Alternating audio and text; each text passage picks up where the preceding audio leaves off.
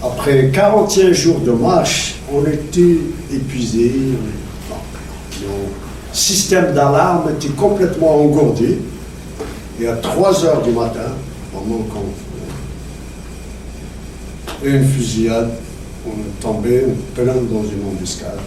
Les balles traçantes, c'est parce qu'il faisait sang. Vous savez ce que c'est que les balles traçantes.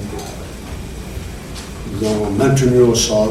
J'entendais, j'en ai parlé dans mon livre, j'entendais des râles, des gémissements. Qu'est-ce que vous pouviez faire dans l'obscurité? On a perdu momentanément notre... On va vous le montrer tout à l'heure, l'objet de notre mission. Et la fusillade s'est arrêtée, parce qu'il n'y avait plus de balles dans les chargeurs. On savait par des documents qu'on avait saisis dans le corps des soldats français que les soldats français n'ont pas le droit, il leur est interdit de bouger du milieu de l'embuscade avant le lever du jour. Donc on savait qu'ils n'allaient pas venir vers nous. On se lève, on rentre sur quelques dizaines, on compte nos rangs sur 35, on est resté 12. Jamais je saurais, je ne sais pas combien sont morts, combien sont 12. Et c'était une bonne chose, je vais vous dire pourquoi dans une minute. Le sergent-chef Moustache et le guide qui était tellement précieux dans l'étape du désert, faisait partie des disparus. On avait une boussole lumineuse, phosphorescente, qui nous indiquait l'est, le sud-est, vers la frontière. Et c'est tout.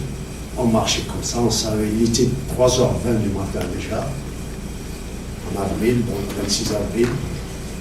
Et ce qui nous a sauvés, à part Dieu bien sûr, c'est les aboiements d'un chien. En Wilaya 3, vous le savez peut-être, en particulier en Kabylie, tous les chiens avaient été massacrés. Parce qu'ils donnaient l'alerte dans la Kabylie, quadrillée par des centaines de postes militaires. Chaque fois qu'on rentrait dans le village, c'est eux qui donnaient l'alerte, particulièrement après le couvre-feu. Alors, l'ordre est venu, ils ont fait la guerre à leur manière. Ils ont été tués. Là, ce chien-là, ça on a suivi donc direction des aboiements, c'était une tente de nomades avec le chien attaché à un piquet, le propriétaire sort, et on lui explique la situation, et il nous dit qu'est-ce que je peux faire pour vous? Vous avez c'est déjà l'ordre.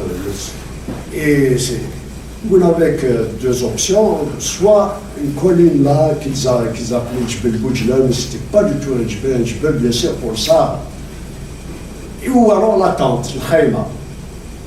Et celui que je vous ai montré tout à l'heure, le vieux là de 35 ans, a dit la khayma, la tente. On rentre dans la tente, une heure ou une heure et demie après, les gros hélicoptères, transporteurs de troupes, débarquaient des troupes dans le petit monticule là qu'ils ont appelé Jbel Boujlan, dans ce cimetière. Là, il dit, frère, c'est Mohamed. Bon, mais c'était trop tôt encore. L'avion T6, là, le chasseur T6, venait, il venait jusqu'au niveau de l'ouverture de la tente, le pilote regardait si on pouvait pratiquement voir et vous imaginez qu'on était extrêmement crispés. Comme ça. Et Simon Hantar, avec le vieux, le plus aguerri, et il se tourne vers nous et nous dit مثلا ولا كل مثلا في التاو متملالين.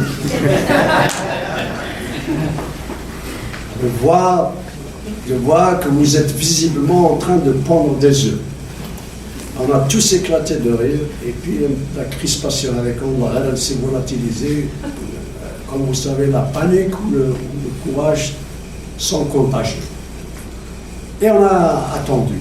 À midi pile, au moment où on allait manger quelque chose, la galette à levure là, maintenant, un guetteur que le propriétaire de la tente là, un autre nomade qui l'avait placé un côté là pour boire, guetter, vient complètement affolé. Ya khawti, rakoum meitin. Il nous annonce notre mort d'abord, avant de dire que les soldats français arrivaient. Askar, et on est sorti, et en Wilaya 3, on a été pris dans des situations comme ça, je ne sais pas combien de fois, mais en Wilaya 3, il y a toujours un buisson, un ravin, un rocher, il y a toujours quelque chose qui nous permet de garder l'espoir de survivre, d'éviter. Il n'y avait absolument rien, il y avait quelques rochers grisâtres contre lesquels on s'est adossé. Et effectivement, la colonne annoncée, elle venait, on était là, elle arrivait, j'ai dit dans mon livre, une colonne de criquets verts. Elle est arrivée, le dos un peu courbé, là, les yeux fixés au sol, et on savait qu'ils cherchaient nos traces. Et avec la mitraillette ou le fusil, bras ballon là, tenu à la main. Et puis, il passe peut-être, je ne me rappelle pas, 10 mètres, 15 mètres de nous, les yeux toujours fixés sur le sable. Et quand ils sont arrivés à notre niveau, tout le monde, les copains qui ont survécu, qui se rappellent très bien, il nous a fallu vraiment un effort surhumain pour ne pas tirer les premiers, essentiellement d'abord parce qu'on savait que ça aurait été la fin, et surtout parce qu'on n'avait pas d'armes. Quand on part en mission en Tunisie, on a droit à un pistolet, et tout le monde donc avait un pistolet. Le plus armé, je ne sais pas pourquoi d'ailleurs, c'était moi avec une grenade, en plus du pistolet.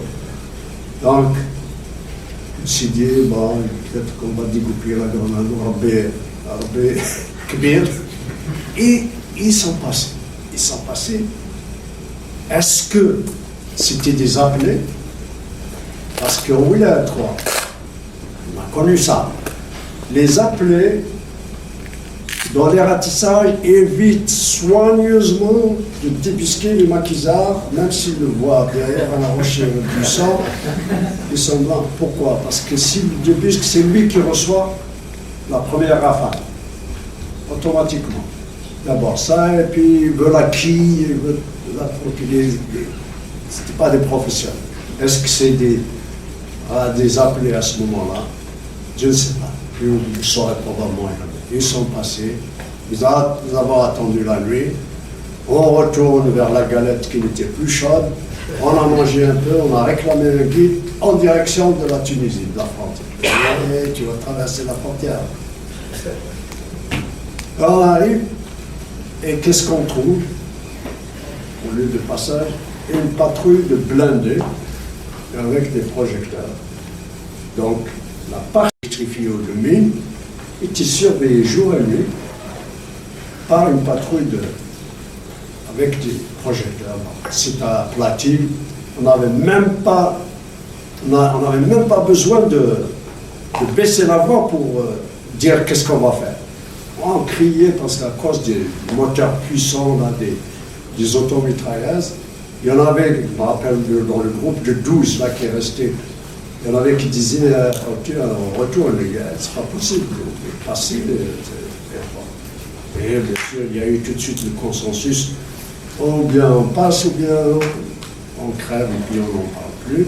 Et Hamid m'a dit, que je vous ai montré tout à l'heure comme chef, il est là. Et il a dit, voilà ce qu'on va faire. Le seul moyen de traverser, c'est d'attendre une automitrailleuse arriver à un autre niveau, se coller contre elles, parce que sinon l'autre qui arrive va vous apercevoir. Espérer que ceux qui sont dans l'automitrailleuse ne vont pas regarder en arrière, regarder devant avec les projecteurs. Et c'est exactement ce qui s'est passé. On a traversé collé contre une automitrailleuse. Et dès qu'on a traversé la piste, couchez-vous à cause des projecteurs, en rampant, etc., au bout de quelques minutes, on était hors d'atteinte. Mais la frontière naturelle, un oued asséché à l'époque, était encore très loin. Il a fallu marcher encore 4 heures pour arriver à la vraie frontière. Après avoir traversé la vraie frontière, nos amis des civils là qui étaient venus avec nous des Horaces ont allumé une cigarette. Nous, en Kabylie, on ne fumait pas, c'était interdit, je ne sais pas pourquoi il y a cette... Et le long, on a traversé la frontière, la photo là. Et voilà le fameux objet de notre mission. Ce sac-là, je suis en train de le transporter ici. C'était mon tour, parce qu'il était lourd. Et certains d'entre vous savent pourquoi il était lourd. Ceux qui ne le savent pas, il contenait une énorme somme d'argent avec quelques documents, des rapports, etc., etc. Ça, c'était plutôt la deuxième journée. Sur les 42 jours de marche, une seule fois dans les Horaces, au Chélian, on a marché 2 jours. Sinon, 40 jours la nuit. Ici, pour la première fois, ou plutôt pour la deuxième fois, on a marché pour la première fois depuis des mois et des mois. On a remarqué qu'il existait des fleurs, on pouvait les voir. Il y avait des pâquerettes, des marguerites, des coquelicots. On était... Voilà. 24 heures après, on est reçu comme des héros. Par qui? Karim Belkacem, Farhat Abbas, le colonel de Toba, le commandant était. On vivait avec eux dans une grande villa dans la banlieue tunisienne. Et bien sûr, pourquoi on était reçus comme des héros? En raison de cette somme d'argent énorme que nous avions ramené. Au bout d'une semaine, ils nous jettent. Vous allez aux frontières, au camp, etc. Et j'ai vécu quelques semaines comme ça. Et j'ai écrit un message à Améroche. J'ai dit, vous imaginez peut-être difficilement un jeune comme ça, dégoûté, uniquement parce qu'il voyait les responsables en cravate, en costume, avec des voitures rutilantes, alors qu'à l'intérieur, vous imaginez la situation. Je dis, moi je ne reste pas. Je rentre, j'ai envoyé donc un message, j'ai dit à Améroche, il me répond, il me dit non, c'est moi qui viens.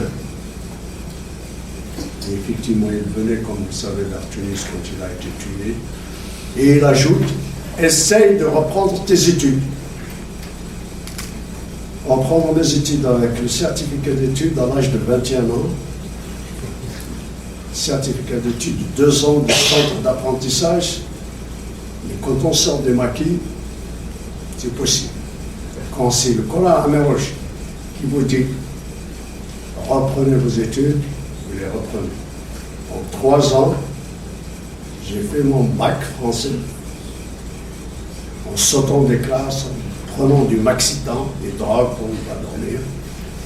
Encore une fois, ce n'est possible que lorsqu'on sort des maquis, j'ai sauté donc des classes. Et le GPRA pensait que j'étais un génie, alors que j'étais un simple bûcheur qui dormait au moins 5 heures par nuit. Où est-ce que vous voulez qu'il m'envoie continuer mes études? Aux États-Unis. 1 mois avant la fin de la guerre. Voilà à peu près mon histoire. Quand j'ai appris à Tunis la mort du colonel Améroche, j'ai erré toute la nuit dans les rues de Tunis. Et alors, je me suis réfugié dans un café enfumé de la rue de Tunis, d'une rue de Tunis, et j'ai rédigé les premières lignes d'un poème que je n'ai achevé que 50 ans plus tard. Ce poème va vous être lu par quelqu'un. Merci pour votre attention.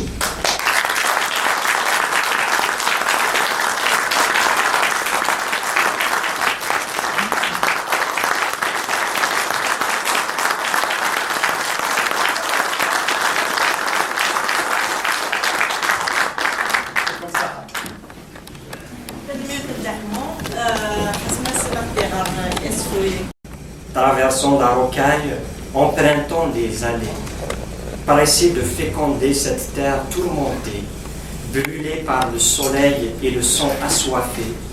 Elle est dans ce torrent impétueux qui gronde, défiant les obstacles dans sa course vagabonde. Écoute et entends de la source le murmure qui chante sa légende en ce moment si dur. Écoute ce vent nocturne qui agite les chaînes des rudes combattants adoucissant la peine. Améroche n'est pas mort, il sous terre enfui. C'est son souffle, ma sœur, sur l'arbre qui frémit. C'est lui. Il est mort, mais n'est jamais parti.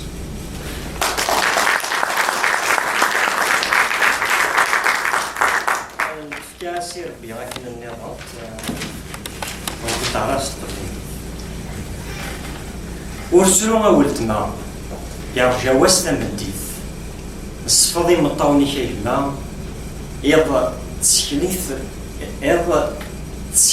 في جليث يسوايا الطمع ظرف يسكاو ذات ثارة يسكوج اللي باغي بغرف يرنايا غطرات ثمارة في اللي ذكين وانت الرفرف غافي يضيس تقول مثافرارة يقرد اللي باغي نغدي مصرف ذي الحبوس ونسعي في سورة وإذن يقول لنا أذي رزو روميو ذيك السنة غاري من غير سهول خاص موثن أثنان ديال ثوذاث ذو مجد بقرو ذي ديلول تامورت اللي جدو ذارا نسفد ماشي ذايدك أبو خلول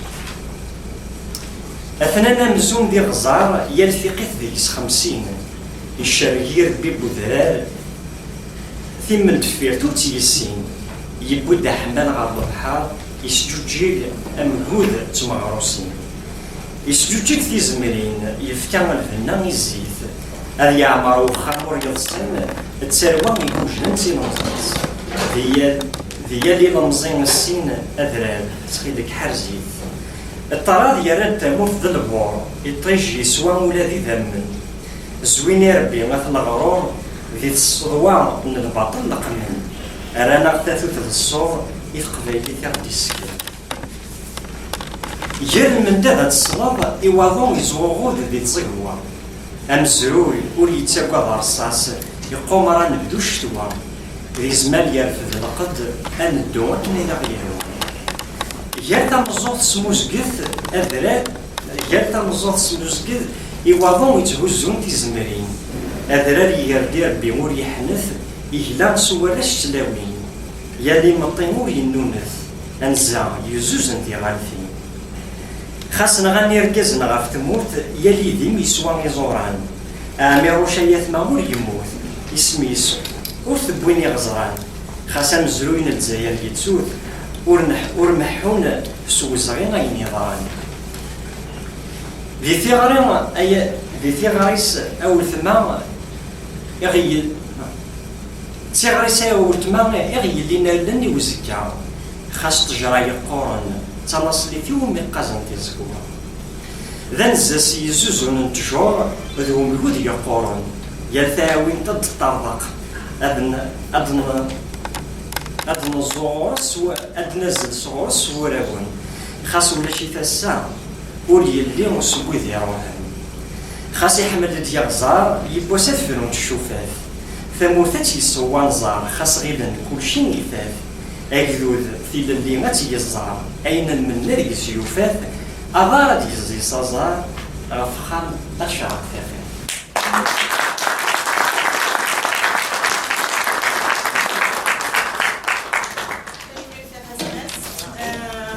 Avant de passer aux questions, je vais céder la parole à Madame Betty يعني